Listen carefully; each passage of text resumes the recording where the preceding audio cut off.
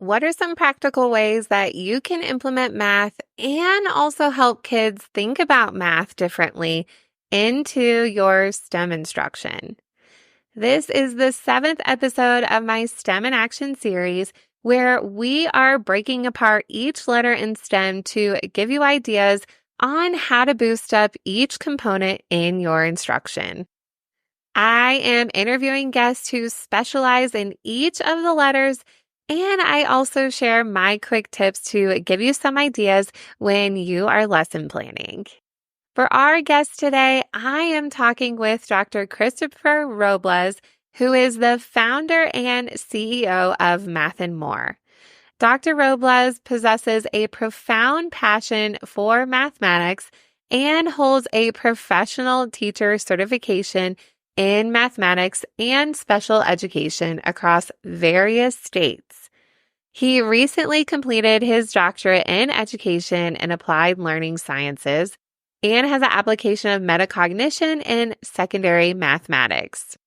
Throughout his educational career, Dr. Roblész has undertaken various roles, including math interventionist, network math specialist, special education director, and school administrator.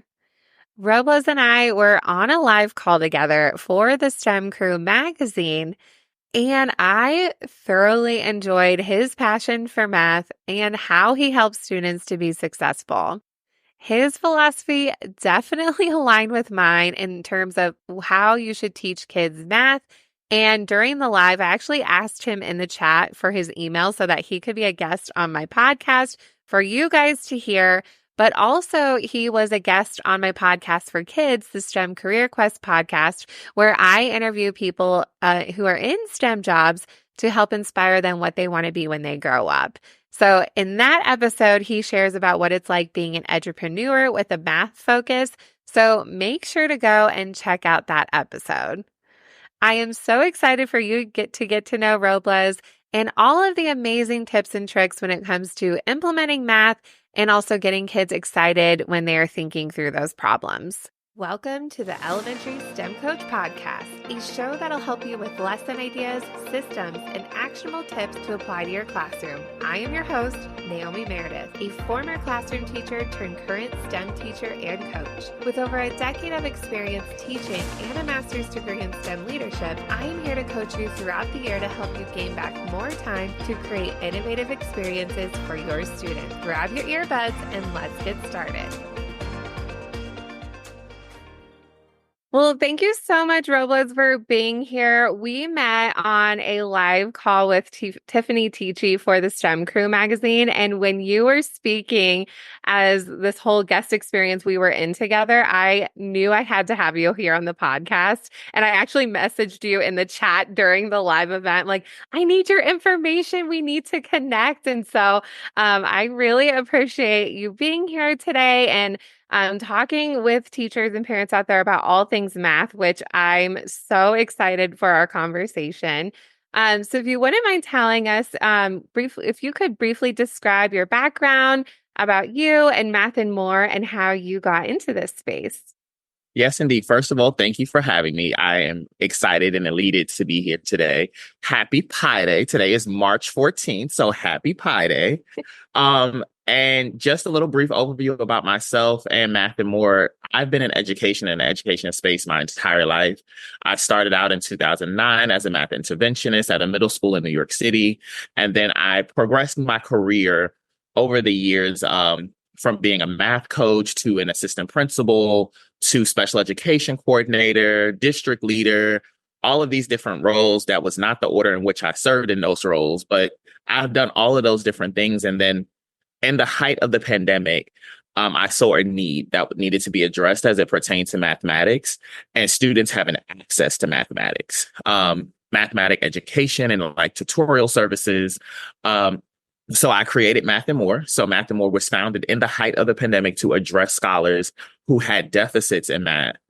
And it was because of those deficits and my experience as an educator that I was able to address those concerns and support students right where they were. So all of it culminating, yes, it was a very hard time and COVID was a very unique experience for us all, but out of COVID, we had the birth of Math and More. So I do think that it was an experience for us. I love that. I love how you just culminated all of your teaching experience into your program and seeing that need. And I feel like there are so many different things that popped up during that time with teaching online.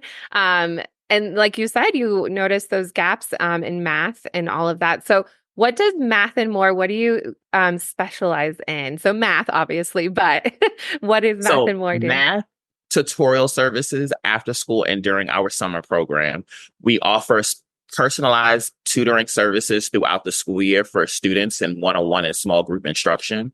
And during the summertime, we offer a very unique small group intervention type style program where students are in small group where there's peer instructions with an adult educator who is actually honing in on just those high ticket items that you would normally see as deficits in a classroom throughout the school year, but they're actually going through them and combing them out. So that way, when they go to the school year, the new school year, they have summer gains and not summer loss.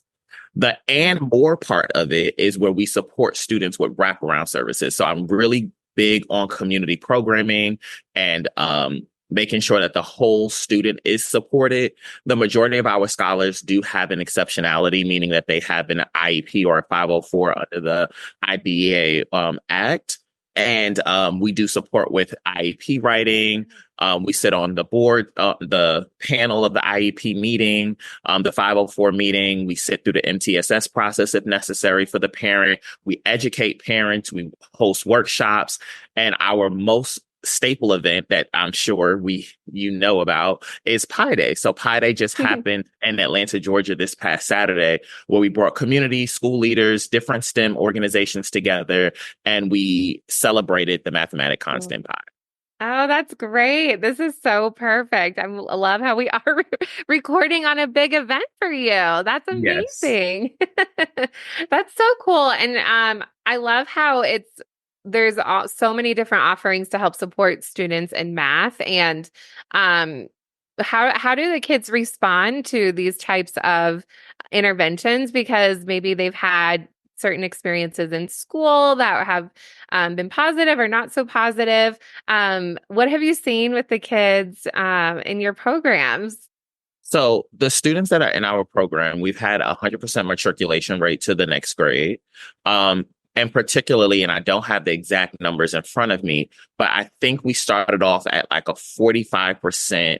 Our inaugural summer program in our sixth and seventh grade cohort, we started off at like a 45% proficiency rate. So the students take a placement exam at the beginning of the program, data, right? Yeah. But then at the end of the program, students scored a 93% proficiency as it pertained to the skills that we targeted. Yeah. So it really does show that our program, through individualized support, through this connection, because as Stephen Covey said, no good learning happens from people that you don't like. So we build connections, we build bonds, and then we teach. And then Mm. through that teaching, we allow for exploration and saying, it's okay to fail forward. It's okay to not understand. We create a safe space, and then ultimately students learn. That is so true. And I feel like with any teaching space, it really goes back to those relationships and um like it does change your whole teaching environment, whether it is the small group or the whole group instruction. Students definitely need to feel safe in your space and connect with you. And I've seen that with even creative projects. I've talked about it in the podcast before, where when I first started my STEM class, my students had a hard time getting into the projects because they didn't know me yet and they didn't know the type of environment it would be to fail forward and be creative because it is such a vulnerable place to be in when you're creating something. And so we definitely built that up and it changed students' attitudes for sure towards our STEM projects and how they wanted to attack everything. And so I'm so glad that that is a core value of what you're doing with kids. That is extremely, extremely important. And I don't know if all programs are like that. And so that's really good that you keep that in the forefront with what you're doing. Yes, absolutely. So speaking of the things that you are doing to encourage students in math, you mentioned the relationships and you have and then you teach your programs. When it comes to their mindsets and encouraging the kids in math, are there any strategies you recommend for teachers or things that you do in your program where maybe a teacher, well, there's a couple things. So kids who might be reluctant in math, and then we can go into more of even with teachers if they're really struggling just teaching math in general. So two audiences. Yes. So the one thing that makes what I do so important in the work that it makes it so impactful is because I actually use metacognitive strategies to implement the teaching of mathematics. So it is so underutilized. And honestly, I'm not too sure how many people studied metacognition. Mhm. I know that Flavel in 1977 was like a staple researcher as it pertains to metacognition, but there's not really many new studies that pertain to it. But it actually lends itself to so many other things as it pertains to the development of mathematics and then self-esteem, which can lend itself to social emotional learning and growth. So utilizing those metacognitive strategies inside a classroom is a tip that I would give teachers. Because it's just honestly the thought process about the thought process. Yeah. But it's also a great strategy for the students because now the students are being reflective about what they did, how they did it. They're actually using graphic organizers. They're structuring their work in a way that is unique. We don't think about math as a structure. We think about computation. We think about just input, output, and values and numbers, but it is a structure. It is the way systems work. It is a language indeed.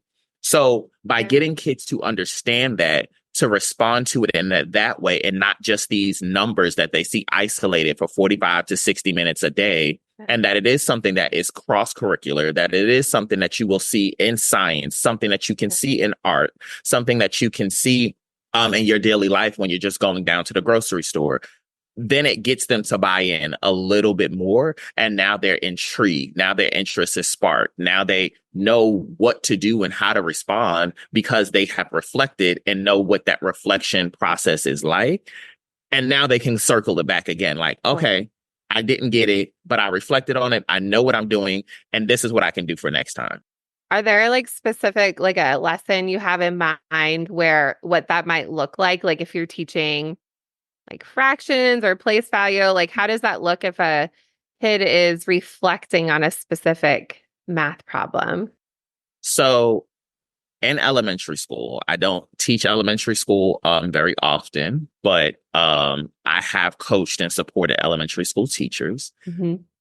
So just thinking about fractions, as you said, getting kids to stop thinking locate the denominator, stop thinking locate the numerator. Where would this number go? If it's an improper fraction, where are you going to put this? How are you going to set this up? Do you need a graphic organizer? How do you structure an improper fraction? Having kids think aloud is nothing more than a metacognitive strategy. Yeah. You don't have to use this big word to appease these kids because the kids aren't going to know what you're talking about anyway. Yeah. So just tell them to like, okay, well, think about it. What would you do? How would this work? Get them to reflect in real time about that particular lesson. And then also tell them, remove the word math out of it. We're talking about a fraction. A fraction is a part of a whole. If I have a cookie and you have a cookie, how many cookies do we have? How many whole cookies do we have? And if I was to break the cookies in half, what does that look like? You're taking away the math and creating a vulnerable space because a 2-year-old can talk about how many cookies they have. Yes. Now you're putting a standard and a strategy to it by calling it fractions and teaching it in 3rd and 4th grade. That's the only difference. Mm-hmm. But a 2-year-old knows how many cookies they have. Trust me. So now build on that prior knowledge and talk about those same cookies that they talked about when they were younger. That's so great. And making it real, like there is a connection to these math concepts. They're not so ambiguous. And even going back to like that concrete pictorial and abstract, like connecting those together and making it very visual, whether it is a STEM teacher or just a teacher implementing um, math in general. I mean, in elementary, you almost teach everything. Most teachers have to Correct. teach all the subjects. And so I like how you're using that positive language and also just here's what's happening, that let's think about this. Let's make sense of it. It's not as scary as you might think. That's really, really, really helpful. And just the language that teachers can shift in the way that they're talking about math. And you made it sound so happy. And I mean, cookies Right. are a good And example. I really do think that one of the strategies that we can do and we should implement is implementing in the use of the math dictionary. Mm. Not many people are aware that there's an actual math dictionary. Yeah, I didn't know this. But but when you use the math dictionary, let me backspace for a second. When you're in English class and you are trying to write a paper and you're trying to synthesize and you're let's take it down to elementary school. When students are learning vocabulary words for the first time, they have to learn the vocabulary word. What do they have to do? They have to look up the word. They Mhm. have to do all of these things, right? They are exploring. They're using Mhm. exploration to define in their heads what this means. Yeah. Why aren't we using the same strategy in mathematics? Mhm. So you utilizing a math dictionary allows for Sure. students to feel safe with the concept now because they're using a strategy that was already taught to them in a different classroom. Mhm. The Freya model is a great example of a metacognitive strategy that Yeah. can be implemented in a math classroom that can support with math language. Yeah. And if at any point you want me to explain, because I know I've used metacognition for your model all the time, like I trust that the teachers listening to this podcast fully understand all of these different ideas, but I'll be happy to explain. Oh, yeah. Just give a recap of the Frere model because some people might just be listening on the go. They probably know, but then when you're Sure. explaining, you're like, oh, yeah, yeah, yeah. So the Um, Freya model is very simple, and depending on how you set it up, because there's different ways that you can set up the graphic organizer, but it's just simply a graphic organizer with the word in the middle. The student is now synthesizing it by getting a synonym, they're drawing a picture, they're writing out the definition, and they're giving an example. So it's just their way of solidifying their understanding of what this new concept or new vocabulary word is. I think that would work really well in a STEM lesson. Like when you're thinking about introducing a topic, one lesson that I would do with fourth graders is we were coding robots. To well, before that, we were coding robots, but we were creating symmetrical snowflakes and we were talking about lines and angles and different types of angles. And they hadn't gotten to that unit yet in their fourth grade classroom. And that's okay. I mean, that doesn't always line up, but that would have been a great connection. I was introducing the vocabulary, but just another way to um really make sense of okay, what is an angle? What are they? How what is symmetry and all of that. So that's a Where really do you see it? Where do you see it angle? What mm-hmm. happens when you get to the end of the corner? You have to make a left. What happens? So getting them to Ooh, understand that those angles are in real life as well, not just in yeah, shape.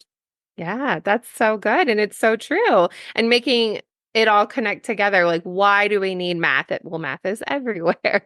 So that's really, really, really awesome. And really good to think about where, yes, let's say you're teaching STEM, you still need sometimes you really do need to be explicit about what you're doing in your class. We can't assume that they know. And like Correct. my example, my fourth graders hadn't had that lesson yet in their classroom. And so I was the one introducing that topic. And that can happen, which is great. There's no problem with that. It's just how it goes sometimes. So that's a really great. I love how you're using that in math, the Freyer model, because I did use that when I would teach literacy. That's really, really smart. Correct. Yes. So, in terms of what you do, I'm sure it's fun all the time. Do you have any fun projects you're working on? You did talk about Pi Day, but anything that you have going on in terms of your fun math world? Yes. So a couple of different fun activities that you can do on Pi Day, particularly because that's the day that we're doing, is we created a skyline, right? So created a skyline based off of the digits of pi. So every student, we knock down like in a box rolled up a dice, shook it up, and there were a certain number of digits on everybody's postcard. Then everybody had to use it. So in a classroom, a full classroom, you might get 3.14. Somebody else might get 1.59, but it's on a graph. It's on a graph paper, and then everybody brought their skylines together, and we created one period skyline. So each period had their own skyline. And then now they're all in sync together with, and there's different abstracts and different arts, but they all were culminating with the different digits of pi. So that's a very simple elementary school activity that teachers can do. And it can be cross-curricular, right? Because the art teacher can do one set of numbers, the math teacher can do another set of numbers, then you put it in the hallway on Pi Day, and now here you have this beautiful collage of the digits of pi, and students are engaged in having fun with art and now math. Ooh, do you have a picture of this? It might be on my website. It actually Okay. might, I think it's like the first, literally the first picture of the students coloring in the digits of pi. Okay, I will find it and we will link this because I'm so curious to see how this looks. Yes. I love that. Now, I'm curious about this too. I'm going to ask where people can find you, but is what you do only in person or do you have like online resources as well? So everything we do actually is virtual, and we do in-person activities throughout the city of Atlanta with different schools and different organizations. Love that. So if you're in Atlanta, you guys are super lucky, but with And virtual. I'm open to traveling. So if there's anybody that or a school that wants to have a pie experience, we call it, at your school or a different sort of experience, just reach out and we'll build something together. I love that. I think teachers would really be interested in that. So how can they reach out and connect with you? Where's the best places to look? So our website is www.math.more.com. And that is also our social handles everywhere, except for Twitter. Twitter is Math and More, or X now. Math and More 1. But everything else is at Math, the letter N, and More. Perfect. Well, I'm sure teachers are going to look you up and just really rethink just some of the strategies that they are when they're teaching math in their classroom and integrating that in their content. And I mean, no matter what you teach, you want it to be a positive experience. And you know, for sure with math, it also can be very positive and very fun. Right. And just those refreshers of things when you go into that space, I think all of the strategies you explained, and I'm sure there's a ton of great things too on your website Yes. To help support teachers. Yes, indeed. Yes, indeed. Well, thank you so much, Roblész, for everything that you're doing with kids. And I appreciate your knowledge so much on this show. Thank you. It was lovely being here. Thank you for having me. Thank you so much for listening to today's episode of the Elementary STEM Coach Podcast. I would love to connect with you over on Instagram at NaomiMeredith_ or send me an email to elementarystemcoachpodcast@gmail.com. Also, make sure to check out my website, NaomiMeredith.com, to see all the show notes from today's episode and shop my K-5 STEM resources. Any questions you have, needs for resources, or ideas for episodes, get in touch. I'll talk to you soon.